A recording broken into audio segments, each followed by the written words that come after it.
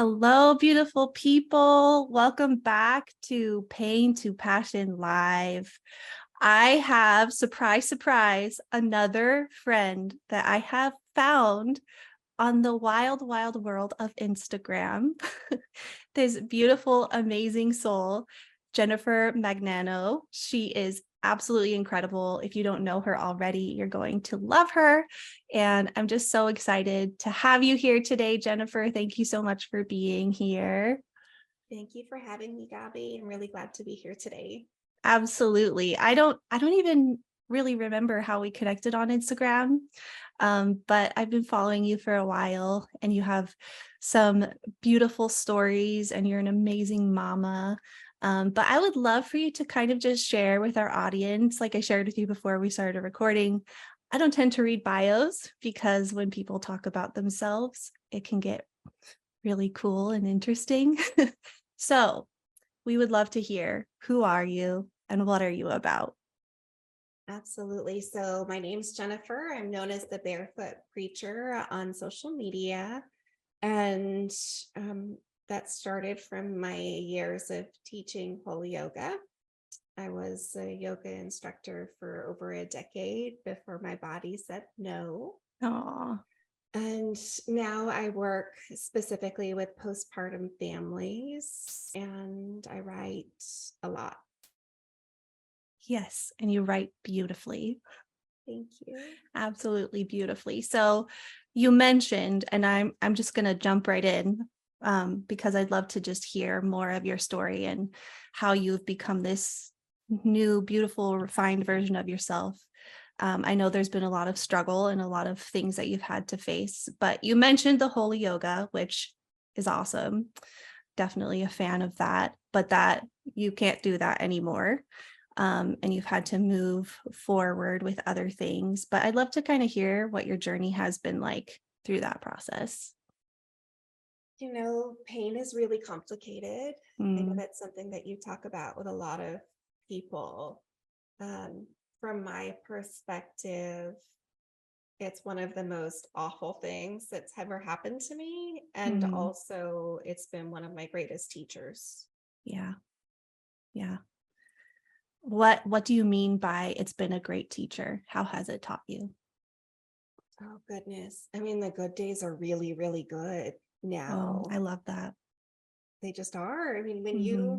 so for me, I've been disability adjacent since I was 10. Wow. So I started having joint pain really young. The Boston Children's Hospital couldn't really figure out what was going on with me. So I bounced around from practitioner to practitioner for 25 years before I got an official diagnosis. And so um, my pain's just always been a companion, I guess is the best way of putting it. Hmm. Yeah. How do you think that gives you a different lens on how you see other people? Oh gosh. I just It makes me want to cry because I just know that every single human that we meet is going through something, Yeah. and the majority of the time you'll not see it on the outside. Yeah. It's so true.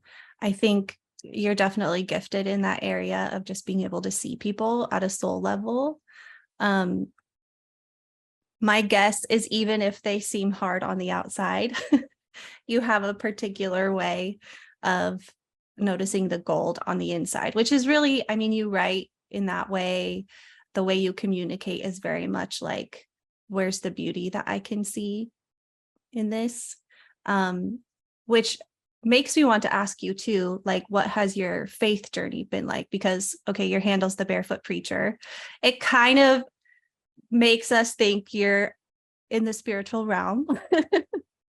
And I know you've had a really unique journey in that space. And I'd love to hear whatever you have to share about that journey in your faith. So I was born into an interfaith home. My mom's side of the family is Catholic, and my dad's side is Jewish. So I didn't really know who I was Mm, really for a long time. kind of wavered between the two spaces. Like, is Jesus really real? Is Jesus not real? What if I believe in Jesus, but I want to be Jewish? Mm, But just all of the things. And then in my late teen years, I kind of dabbled in paganism because I was frustrated with my body and frustrated with mm, God, and thought, I need to take this into my own hands. yeah. And that didn't work. And that spirituality, faith life has just continued to evolve. I was in an evangelical church for a while, and now I'm not sure where I am. I just know what I believe in, Mm-hmm.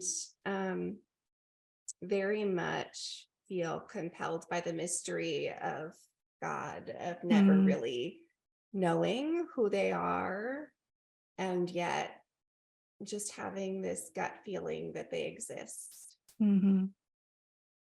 Yeah. Which again comes across so beautifully in how you communicate. You mentioned the in the dabbling in paganism era, just your anger and frustration with like, where are you? If you were real, then why aren't you doing something about this? Like, so many of us have been in that space, right? Of that questioning. And now you're in a space where you understand that God is mysterious and there's a lot that we'll never understand. And I feel like those two go hand in hand. But this anger somehow turned into like this acceptance of the mystery. Do you think you know why you have been able to go from anger to embracing the mystery, and how maybe others can do that as well? The anger was killing me, Mm, literally. In 2017, I ended up with cancer. wow. I had melanoma, and it was very aggressive. And in that space, I recognized what anger was doing to me. Wow. It Wow. was literally killing me. Wow. I mean, that's a pretty significant revelation. Yeah. That's so interesting, because I do think you still had a choice at that point, right? You had a choice of where to put that anger, what to think about the anger, even get angrier, because now here you are with melanoma, right? But you have crossed over to definitely a faith-filled area, even though it's mysterious. What did that look like for you, even from 2017 up until now? What has that journey kind of felt like for you? Well, I'll start off by sharing maybe this story of how I found out I had melanoma, because it is really relevant to how my faith evolved. So in June of 2017, I had a tiny freckle that bled, and I thought, that's probably cancer. And Wow. then I ignored it. Mm, I pretended it wasn't there for 3 months. And then in October, like right after my husband's 40th birthday, I thought, maybe I should have this checked out. At the time, I was really angry with my body. Um, I survived dengue fever in 2015. I still wow. had a lot of symptoms from it: severe brain fog, the joint pain from my childhood, level 10. And so I was really angry, not just at God, but at my body for failing me. Hmm. And so I thought, well, this can't just be another layer of my body just not doing what I want her to do. Mm, And so late October of 2017, I told God that if it was cancer and I needed to have it checked out, he'd have to give me a sign. And I went online later on that night, that exact same night, and a friend posted, Bob Marley had melanoma, get your skin checked. That's no actually what he died way. from. Yeah. Wow. Wow. And so not only was it a specific answer to prayer, it was the exact type of cancer. Dang. Yeah. So from there, I thought, okay, well, he's like actually answering me. So probably exists. And I found it fascinating that God would still answer me despite how angry I was with them. Mm, And saw this community around me rise up during that time, and so many other God wings. I was diagnosed with cancer a week after my mother-in-law was diagnosed with cancer. wow. So we walked through that together. Uh, just so many God winks in Mm, that of like, I'm not going to let you go this alone. You've never been this alone kind of deal. yeah. Um, but I had always felt really alone up until that point. Yeah. Interesting. Yeah. That's beautiful. I mean, just thinking about, like you said, despite how angry you were, God showed up. If that doesn't tell you about unconditional love, I don't know what will. I love that.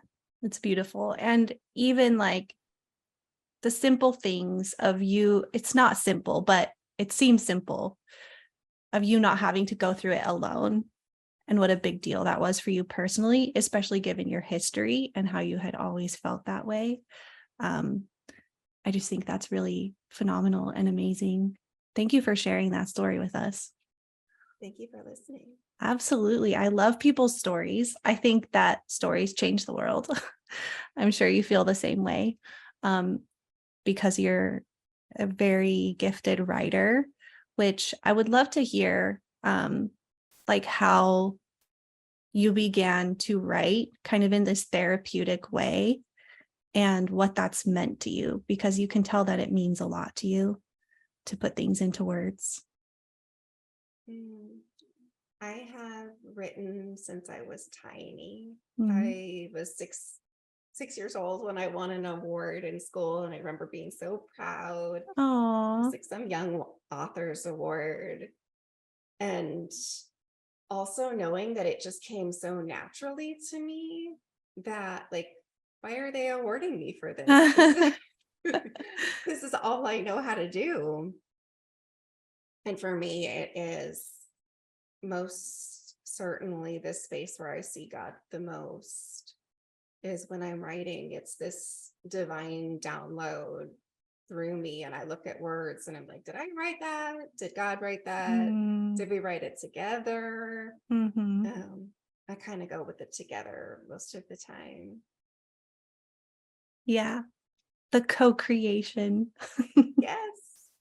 Yeah, well, I think that that perspective is really awesome, because I think co-creation is happening a lot more than we realize.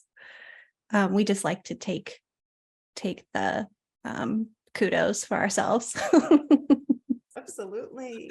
which is fine. There's nothing wrong with that. But if you start to understand the co-creation, I think that also gets you through the times when you feel in a dry spell. I know it does for me to remember, like, I'm not doing this on my own. I don't have to create this on my own. Like, this was an idea given to me, and there's someone with me every step of the way. So, yeah, I just thought of that. That resonated with me for sure. So, you're also an amazing mama with beautiful children.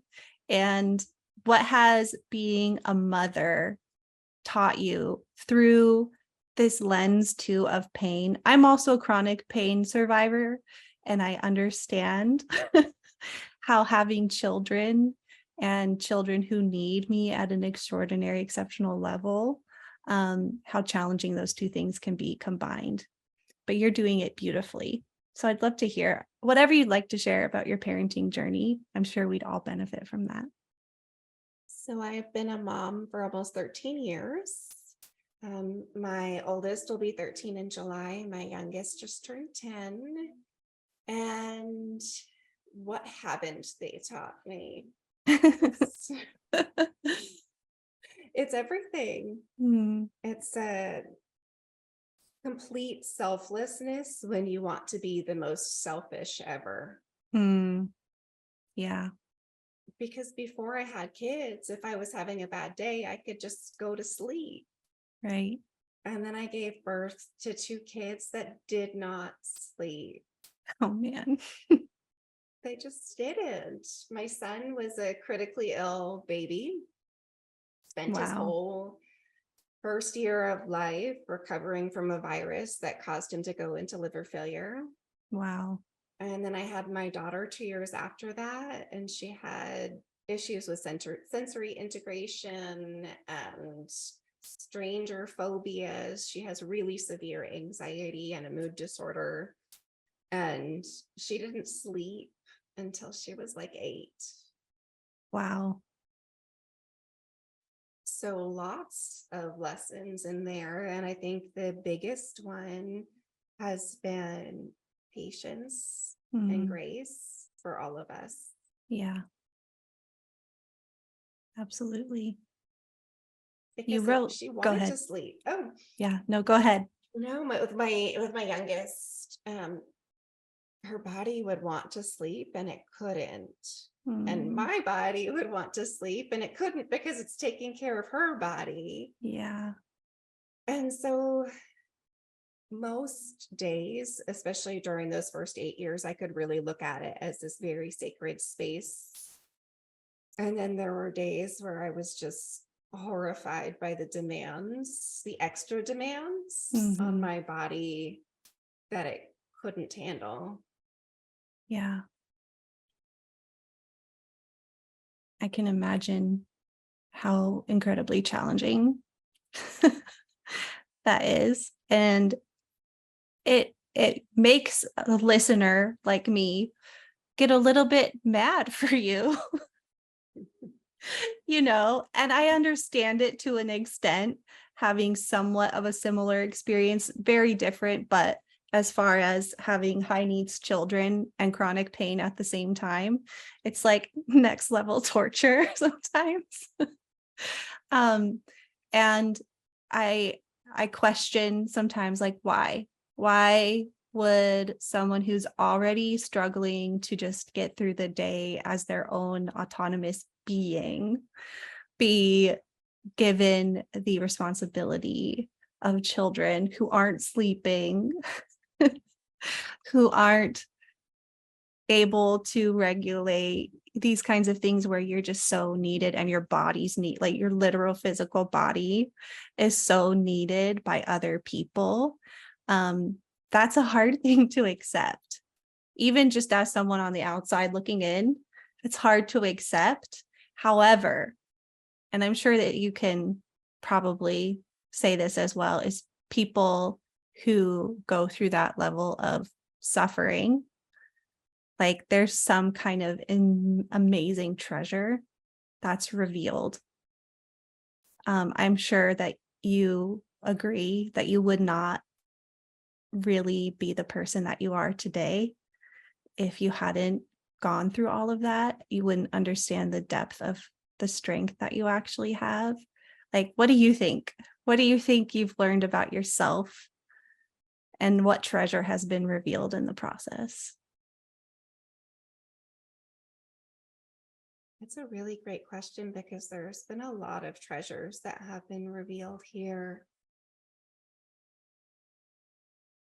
I think I understand better how God loves Mm, by the way that I love these kids, regardless of how hard it is on my body or my mind. I think it gives me a deeper connection with what it means to be selfless. And I think that's a good thing, mm, because I think that a lot of us, just being human, are naturally very selfish. yeah. And we forget about other people because we are centered in our own pain and trauma and hardship, and we forget there's so much else going on out there. I have never had the opportunity to forget that there are things going on out there. Mm, yeah. That's a really big deal. Yeah. It You changes who you are, absolutely. and it's Absolutely. uncomfortable. It sure is. Has anything worthwhile in your life, though, ever happened that didn't come accompanied with discomfort? No, No. never. No, all of it has been uncomfortable. I mean, you think of just the smallest choices. You change career paths, which actually can be a really big choice. That's uncomfortable. Um, your kids grow, and that change is uncomfortable. Your partnerships, your marriages change, and that's really uncomfortable. Mhm. Yeah. There's goodness on the other side of discomfort. There is, and there's goodness in the discomfort too. And I Ah, think that's what we forget, yeah. is that on so many nights when my daughter literally didn't sleep, like we're talking 24, 36 hours, and this child is still not sleeping. Oh my And we've gosh. seen all the therapists and we've done all the things, and still she's not sleeping. Wow. But I got to be her person during that. And I got to be, so though I'm really uncomfortable in it, really uncomfortable and nauseous and tired and all the things that you experience when you're sleep deprived, Mhm. I got to be her person. I got to Mm. hold her in that space. And so I really do believe that, like, that joy and suffering coexist, beauty and pain occupy the same space Mhm. all the time. Mhm. Yeah. I absolutely 100% agree with that. And I think the more that we can lean into that and believe that, the more we can be present for our own lives instead of waiting for such and such a circumstance to be over. And then I can find happiness or joy or whatever. If we can really embrace, like you said, that joy and suffering can coexist and they do coexist, like how much more alive are we going to be, right? So much more alive. And I think it makes life worthwhile. Mm, And when you can see this is the only moment you have, mm-hmm. and even if it sucks, I promise there is some sort of good happening in it. There just is. I go back to several years ago, we had a dog that got very sick and passed away, Mm. and I had to take care of him and my children all at the same Wow. time, and Yeah. just navigating all of the things. And there were such like beautiful humans that kept showing up. Like the Mm. veterinarian was just so kind and compassionate, and like the mobile vet that came out to our house at the end, and the neighbors that came and took my kids on hard days. Like Oh. so much good came in a really hard place, and the heart didn't leave. It was still Mm-hmm. really challenging for us because our pets are our family. Yeah. um there was a lot of good that came in that time too. Mm. That's beautiful. You wrote recently about your, like, people talk about their why a Mhm. lot. And I really liked your perspective on that. It's very different than what you usually hear about the why, which I just think lines up with this a lot because it goes along with showing up for your own life and what it actually is. So I don't know if you remember what you shared, but I'd love to hear for our audience what your perspective is on your why. So I don't think why matters. Mm-hmm. It's been this kind of ongoing space for me of, why am I sick? Is it Mm-hmm. generational pain? Is it the food I eat? Is it the constant high need in my own environment? Is it some spiritual disconnect? I mean, the list could be years long. Mm-hmm. And then I went through the same thing with my daughter. Okay, why? I I worked so hard to have a healthy pregnancy and didn't. Mm-hmm. And then I had this beautiful baby, my first healthy baby. And then she ended up being really complicated too.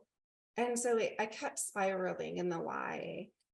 And then a couple weeks ago, even maybe, I realized how much that took away from my life, because I'm searching for answers that probably don't even exist. Yeah. Because all of our lives, all of our pain is it's like a it's like a kitchen sink. Like everything's been thrown into it. And it is generational pain. And it maybe is the pesticides in the foods that we ate when we were kids. And maybe it is spiritual disconnection. And does any of it matter at the end Mm-hmm. of the day? Is it going to fix it? Mm-hmm. For me, it hasn't. Right. So I'm letting go of the why. Just being in, like, here now. And it's so much healthier for my soul. Yeah. I mean, even just the way that you just said that, I can just feel like kind of like a sigh of relief from my body, because we are always, and as moms too, we get to next level of like, figure out why we need answers because I got to fix it. I got to fix it. And I don't know about you, but the way I was raised too was like, you do whatever you can to find the solution or you're a bad person. Yes. And you can wrap that up in your identity. But as soon as you can do that, like you said, does it really matter? And do what you've been given to do today with the life that you've been given. It gives you your time back. It gives you your presence back. You can actually be present now instead of in the why. So I really appreciated that. That meant a lot to me when you wrote that. So thank you for sharing that too with our audience today. I think it's powerful. I'm glad to. It's been a really important revelation, perhaps, in my life. And I hope that it honors somebody else's. Well, it honored mine. So thank you for that. Mm. We are starting to run out of time and I want to make sure to honor your time today, but I would love for you to just feel free if there's anything else that you would like to share with the audience to feel free to do that. And also let us know what are the best ways to connect with you and how to find you on Instagram, all that. I'll put links in the show notes, but for anyone listening, they can connect with you based on your best options. Yeah, the best way to find me is the Barefoot Preacher on Instagram. I post fairly regularly, and if I go away for an extended period of time, which I do a couple times a year, then you can usually find me um, on Reclamation, which is my Substack newsletter. Those are the best ways to connect with me. Cool. And yes, I highly recommend you guys go follow her on Instagram and sign up for her Substack. Really beautiful, encouraging words that help you breathe. And I appreciate that about you because we all need to breathe more deeply in the lives that we've been given. You're a gem. I think you're amazing. And I love being able to follow your journey on Instagram. I'm so glad we've connected. And thank you for your time today and for being here and for sharing such beautiful pieces of your soul with us. Thank you, Gabby. I love seeing your story and journey too. Oh, People thank are you. amazing. Truly, I absolutely agree. Well, you're lovely. Take care of yourself and have an amazing day. I'll talk to you soon.